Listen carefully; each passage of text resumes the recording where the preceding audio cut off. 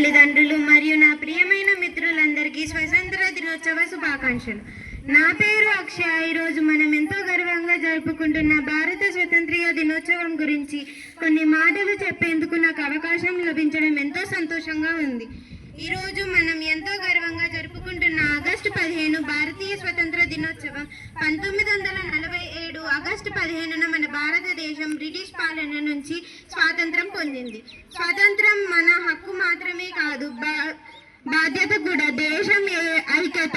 మన స్వాతంత్రం కోసం మహాత్మా గాంధీ, భగత్ సింగ్, సుభాష్ చంద్రబోస్, సర్దార్ వల్లభాయ్ పటేల్ వంటి ఎందరో మహనీయులు పోరాడారు. వారి త్యాగాలు, ధైర్యం మరియు దేశభక్తి వల్ల మనం ఈరోజు స్వేచ్ఛగా జీవిస్తున్నాం. స్వాతంత్రం అంటే కేవలం హక్కు మాత్రమే కాదు, మన దేశం పట్ల బాధ్యత కూడా. మనం క్రమశిక్షణతో ఉండాలి, ప్రకృతిని కాపాడాలి, ఇతరులను గౌరవించాలి మరియు మంచి పౌరులుగా ఎదగాలి.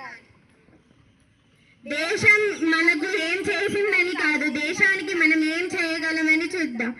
చివరిగా, మన దేశం స్వాతంత్రం కోసం పోరాడిన మహనీయులు త్యాగాలు ఎల్లప్పుడూ గుర్తించాలి. మన దేశాన్ని ప్రేమిస్తూ బాధ్యత గల పౌరులుగా మంచి పనులు చేద్దాం.